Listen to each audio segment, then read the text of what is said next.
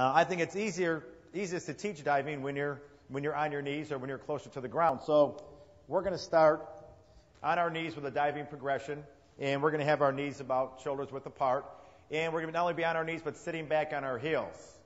And we're just going to try to teach diving from this position here. So I would have the player in this position here, and I would have the coach about 7, 8 to 10 feet out in front with a ball in her hand. And you can start your players without a glove or with a glove.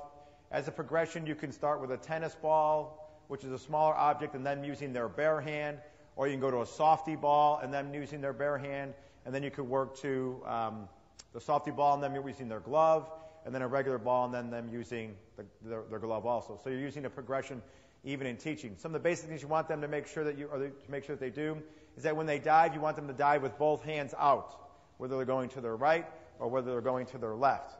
I'm left-handed, so obviously that would be my backhand side. This would be my forehand side. And the reason we want two hands out there is twofold. One, it's a health thing. The one thing we don't want them doing is this. When they go to dive for a ball, we don't want them putting their non-glove hand on the ground to take the brunt of or the force of that dive.